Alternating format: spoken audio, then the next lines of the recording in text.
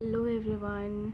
तो मेरा self given analysis है SBAPO 2025 का शिफ्ट 4 का। एंड चलो स्टार्ट करते हैं। तो पहला सेक्शन खोलता है हमारा इंग्लिश का, जो कि हमें सबसे पहले पता ही था कि इंग्लिश, मैथ्स एंड रीजनिंग का ऐसा सीक्वेंस आएगा। तो इंग्लिश का खुला सबसे पहले। कुछ क्वेश्चन थे 4 से 5 वर्ड इम्प्रूवमेंट के थे। मिस स्पेल्ड मुझे याद नहीं है, बट येस वर्ड इम्प्रूवमेंट तो था। ठीक है।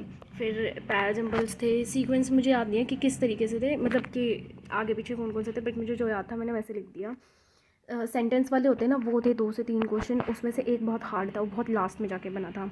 फिर क्लोज टेस्ट था, 5 क्वेश्चन थे। RC एक थी। RC काफ़ी अच्छी खासी थी, हालांकि ईजी थी, बट काफ़ी टाइम टेकिंग थी भाई, क्योंकि गलत हो जाते हैं RC में, पता भी नहीं चलता कभी। तो इसमें एक फिलर बेस्ड क्वेश्चन था और एक बैटरी था, इसका आपको सिमिलर वर्ड बताना था। इसके ऑप्शन भी थे, एरे था, सेल था, और 2-3 और थे। तो इसका जो एक्चुअली में निकल गया था वो एरे निकल गया था। थ्रेड था इसका। इसका पूरा स्टेटमेंट था अंडरलेइंग थ्रेड, मतलब कि वो कनेक्शन की बात कर रहा था। तो इसमें लिंक या थीम या स्टैंड पॉइंट, ऐसे 3 ऑप्शन थे, 3 से 4 ऑप्शन थे वो उसमें से होना था। एरर के 4 से 5 क्वेश्चन थे, और एरर भी सिंपल वाली नहीं थी। 4 स्टेटमेंट्स दिए हुए थे, उसमें से आपको बताना था कि 4 स्टेटमेंट पढ़ के कौन सा एक करेक्ट है, कौन सा एक गलत है। ऐसे 2-2 करके पार्ट किए उन्होंने। 2 में पूछा था करेक्ट, 2 में पूछा था इनकरेक्ट। फिर इसके बाद बड़ा वाला पैराजम्बल था, मेरा यूजुअली गलत होता है, तो मैंने खाली फर्स्ट और लास्ट का इसमें टिक किया था, क्योंकि पहला वाला मिल गया था और लास्ट वाला उसमें एज इट इज़ पता चल रहा था कि लास्ट का स्टेटमेंट कौन सा होगा, तो वही मैंने लगा दिया था।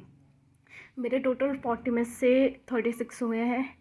थोड़ा सा और मैंने अगर RC में टाइम ना दिया हुआ था ना, मैं 40 के 40 कर देती पूरे। तो फिर क्या करें, किस्मत ख़राब होती है ना, टाइम तो वही ऐसी चीज़ होती है फिर। और इसके बाद फिर मैथ्स में 30 क्वेश्चन। तो इसमें 3 DI थी, मतलब वही एक केस लेट और एक बाइक वाला, एक फ्रिक्शन वाला। शायद एक सर्कल वाला भी था, पता नहीं, मुझे याद नहीं आ रहा भाई, क्योंकि मैं ज़्यादा कर नहीं पाई। मैंने 2 ही करी थी, एक बाइक वाली और नॉन फिक्शन वाली। बाइक वाली में मेरा डेटा निकल गया था। बाइक वाले में मेरा डेटा निकल गया था, बट डेटा निकलने के बाद आई वॉज़ नॉट श्योर कि मेरा डेटा सही निकला है या नहीं निकला। मतलब मेनली मुझे DI में यही प्रॉब्लम होती है, इसलिए मेरा DI वाला सेक्शन वीक रहता है थोड़ा।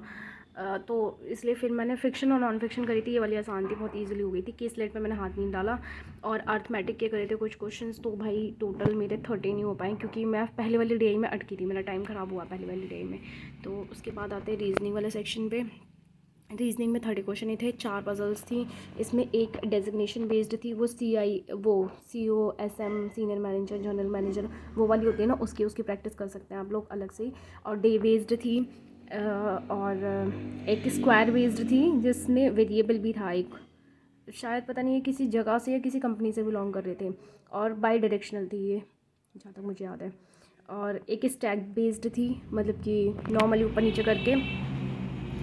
4 से 5 इनइक्वालिटी थी, और एक क्वेश्चन फॉरवर्ड एंड बैकवर्ड का आता है वो था। और एक क्वेश्चन था जिसमें नंबर दे देते हैं, कुछ डिजिट्स में +1 करवाते हैं, मतलब 6 से लेस देन वाले डिजिट्स में उन्होंने शायद +1 कराया था, और ऊपर वाली में 6 से ऊपर वाली में -1 कराया था। और फिर बाद में जो नंबर्स बच रहे थे, उसमें जो रिपीटेड थे उनको एलिमिनेट कराने के बाद जो नंबर बच रहे थे ऑड वाले, उनको ऐड कराया था, उसका सम आ रहा था 10। ठीक है। तो ये था, इसमें मेरे टोटल बने हैं 25। एक मेरी जो लास्ट वाली है ना, स्क्वायर वाली, ये मेरी रह गई। लास्ट में मेरा टाइम ख़त्म हो गया था। चलो ओके बाय। यही था आज का एनालिसिस, और लेट्स होप कि क्या होता है।